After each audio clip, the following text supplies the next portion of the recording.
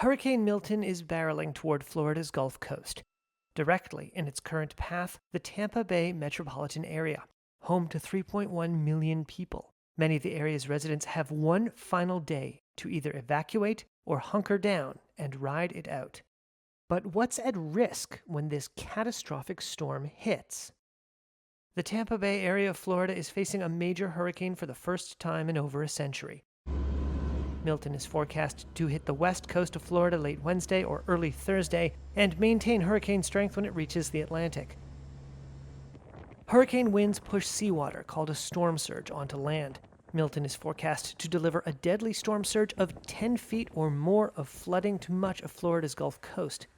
While wind speeds could drop and downgrade Milton to a lesser category, the size of the storm was growing on Wednesday. That puts more coastal areas in danger. Winds, carrying trees and debris, could damage standing homes and destroy mobile homes and cause power and communication outages. And then there's the rain. Some areas of central Florida will get up to 18 inches of precipitation. According to the National Hurricane Center, Milton brings a, quote, high risk of life-threatening flash and urban flooding in metro areas of Tampa, Orlando, and Daytona Beach. Tampa Bay, like the rest of Florida's Gulf of Mexico coastline, is vulnerable to storm surge. Its shallow, gently sloping ocean floor retains water pushed toward land by wind forcing the sea ashore. Barrier Islands near Clearwater and St. Petersburg are at particular risk. Officials are urging island residents to head for the mainland to avoid drowning. Evacuation orders have been given in low-lying areas and other vulnerable communities in 6 counties around Tampa Bay.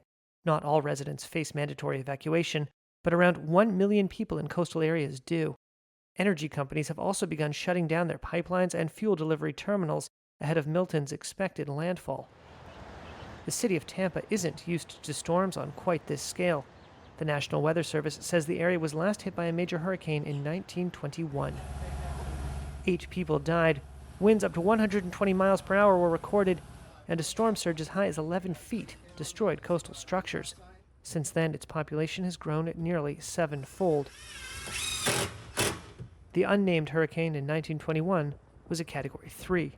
Milton is expected to be a Category 5.